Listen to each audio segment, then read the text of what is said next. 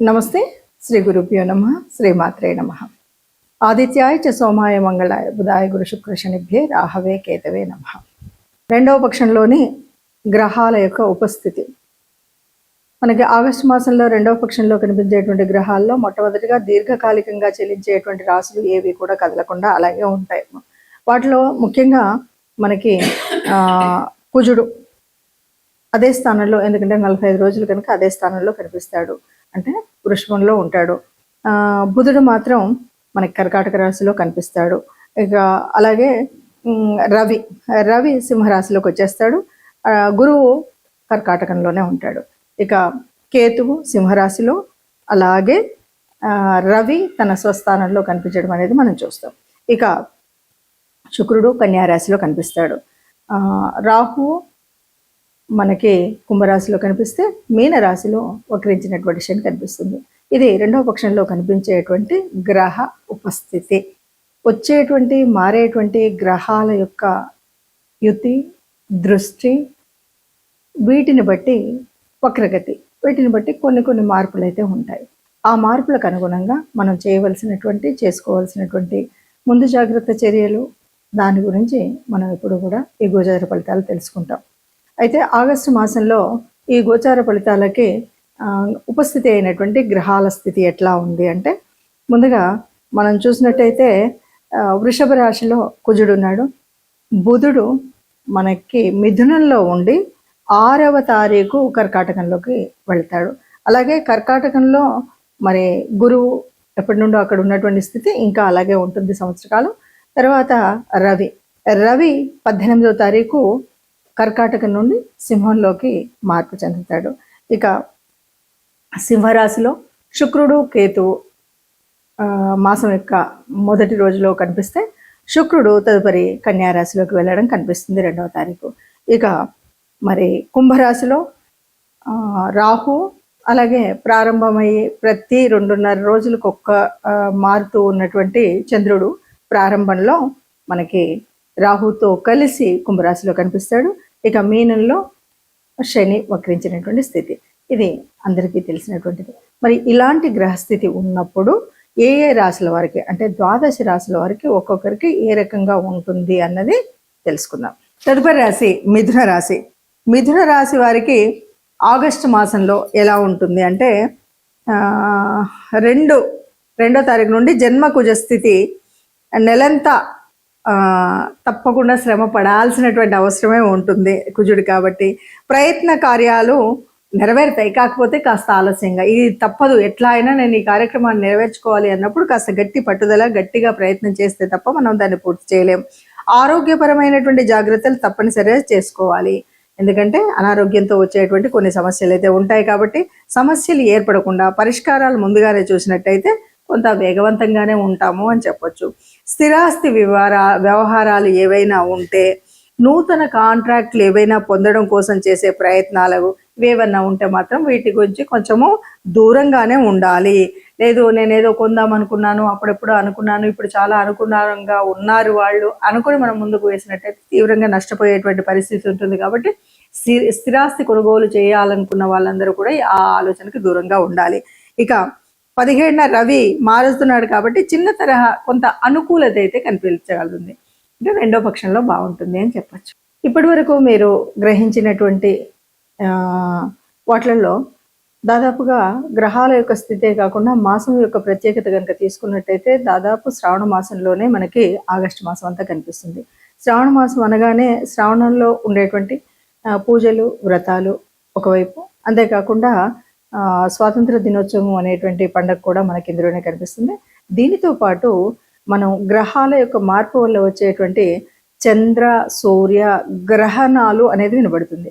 నిజానికి ఈ 2 గ్రహణాల్లో అమావాస్య పౌర్ణమి రోజు వచ్చేటువంటి 2 గ్రహణాలు కూడా మన దేశంలో జరగవు కనుక, మన దేశంలో కనిపించవు కనుక వీటి గురించి అంత ప్రాధాన్యత ఇవ్వడం కానీ, వాటిని గ్రహణ నియమాలను పాటించడం కానీ చేయనవసరం లేదు అని చెప్పచ్చు. ఇక ఇక్కడ మనం మిగతా గ్రహాలు కనుక చూసినట్టయితే, మనం ఏ రాశికైనా సరే కొన్ని గ్రహాల యొక్క అనుకూలత కోసం కానీ, దైవానుగ్రహణ కోసం కానీ మనం చేసుకోవాల్సినటువంటి కొన్ని నియమాలు అయితే మనకు తెలుసు. దాంట్లో ముఖ్యంగా గురువు యొక్క మార్పు వల్ల కానీ, గురువు యొక్క అలాగే శని వక్రీకరణ వల్ల కానీ, ఈ రెంటి వల్ల కూడా మనకు కనిపించేటువంటి వాటిల్లో ముఖ్యంగా శనివారం శని దోషం అనగానే మనం చేయవలసినటువంటి లక్షణాల్లో అంటే ఇది అర్ధాష్టమ శని అవ్వచ్చు, లేదా శని మనకి ఏళ్ళనాటి శని ఉన్నటువంటి వాళ్ళు కావచ్చు, శని యొక్క దృష్టి ఉన్నటువంటి వాళ్ళు కావచ్చు, ఎవరైనా సరే మనము 4వ తరగతికి చెందినటువంటి కార్మికులు ముఖ్యంగా వారికి మనం ఆహారం ఏదైనా పంచిపెట్టగలిగిన, లేదా గోశాలకు వెళ్ళి గోశాలలో గోగ్రాసం ఇచ్చిన, లేదు వృద్ధులు పెద్దలు ఎవరికైనా సేవ చేయగలిగిన, వీటి వల్ల ఆ గ్రహం శని గ్రహం వల్ల వచ్చేటువంటి దోష నివారణ మనం చేసుకోవచ్చు. ఇంతే కాదు అంటే మనకు వీలు లేదు అంటే ఎవరైనా సరే వారి యొక్క ఇష్టదేవత అనుగ్రహాన్ని పొందడానికి నిత్యం దైవనామస్మరణ చేసినట్టయితే ఏ గ్రహాలు ఎలా ఉన్నా కూడా మన యొక్క ఆత్మస్థైర్యంతో ముందుకు వెళ్ళొచ్చు అని చెప్పొచ్చు. గ్రహాల అనుకూలత కానీ దైవానుకూలత కానీ కావాలి అంటే మనకి ప్రతిసారి మనం చెప్పుకున్నట్టుగానే జన్మజాతకంలో ఉన్నటువంటి దోషాలు కానీ గ్రహాల యొక్క స్థితి కానీ ఎందుకు ఉంటుంది అంటే అది పూర్వపుణ్య ఫలమే అని చెప్పొచ్చు. ఆ రోజు ఆ సమయంలో ఆ నక్షత్రాలు ఆ గ్రహాలు ఎందుకు అందులో ఉంటున్నాయంటే మనం పూర్వజన్మ సుకృతం, పూర్వజన్మలో చేసినటువంటి పాపపుణ్యాల ఫలితమే మనకు కనిపిస్తుంది. మరి దాన్ని వర్తమాన కాలంలో సరిచేసుకోవడము అన్నదే మనం చెప్పుకునేటువంటి జ్యోతిష శాస్త్రంలో ఉన్నటువంటి మార్పులు చేర్పులు. ఆ రకంగా చూసుకున్నట్టయితే ఎవరికైనా ఆర్థికంగా మనకు కష్టం అనిపిస్తుంది అంటే ఎంతసేపు మనకు కావాల్సినటువంటిది ఆర్థిక లాభాల కోసం గురువు శుక్రుడు యొక్క ఆనుకూల్యత కావాలి. అలా ఆనుకూల్యత కావాలి అంటే ముఖ్యంగా శుక్రుడికి సంబంధించినంత వరకు ఈ మాసం శ్రావణ మాసం అంటేనే లక్ష్మీదేవి వ్రతాలు చేసేటువంటి మాసం. కాబట్టి లక్ష్మీదేవి యొక్క ఆనుకూల్యత కోసం మనం తప్పనిసరిగా అందరూ పూజ చేసుకుంటాం, అందరం కూడా లక్ష్మీదేవి వ్రతాలు చేసుకోవడం అనేది కనిపిస్తుంది. అదొకటే కాదు, మనం అంతర్లీనంగా చేసేటువంటి అర్థం పరమార్థం కనుక ఆలోచించినట్టయితే ఎప్పుడు మనం కొన్ని సూత్రాలు నియమాలు చెప్పుకున్నాం. అసలు లక్ష్మీదేవి ఎక్కడ నివసిస్తుంది అంటే ఎక్కడ స్వచ్ఛత ఉంటుందో అక్కడ ఉంటుంది అంటారు, ఎక్కడ వెలుతురు ఉంటుందో అక్కడ తేజస్సు ఉంటుందో అక్కడ లక్ష్మీదేవి ఉంటుంది అంటారు. మరి ఈ సత్యం తేజస్సు అనేటువంటి విషయాలు మనకు తెలిసినప్పుడు ఎక్కడైతే దైవ నామ స్మరణ జరుగుతుందో అక్కడ లక్ష్మీదేవి ఉంటుంది అంటారు.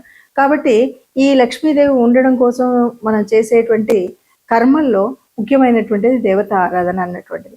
అంతేకాదు ఎప్పుడైనా సరే గోమాత అనగానే గోమాతలో సర్వదేవత నిలయం అంటారు. ముఖ్యంగా పృష్ఠభాగంలో లక్ష్మీదేవి యొక్క స్థితి ఉంటుంది అని చెప్తాం.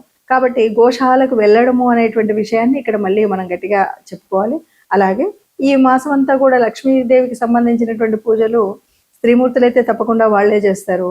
ఎవరైనా పురుషులైతే ఈ ఈ గ్రహాల యొక్క మరి ఆ దృష్టి ఆనుకూల్యత కోసం తప్పనిసరిగా ఆ రోజులలో వారు కూడా లక్ష్మీదేవికి పూజ చేసినట్టయితే కొంత అనుకూలత లభిస్తుంది అని మనం చెప్పొచ్చు.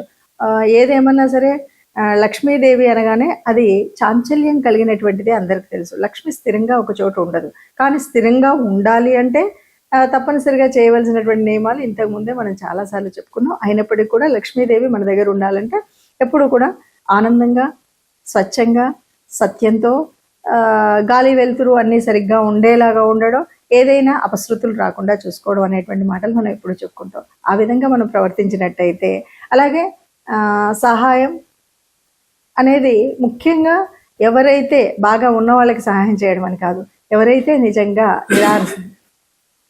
నిజంగా నిరాశ్రితంగా ఉంటారో వాళ్ళకి మనం సహాయం చేసినట్టయితే అంటే మనం నారాయణో దేవ అని మనం ఎప్పుడైతే చెప్తామో అలాగా మానవ రూపంలో ఉన్నటువంటి దేవతామూర్తులుగా మనం చూసేటువంటి స్థితి కనిపిస్తుంది.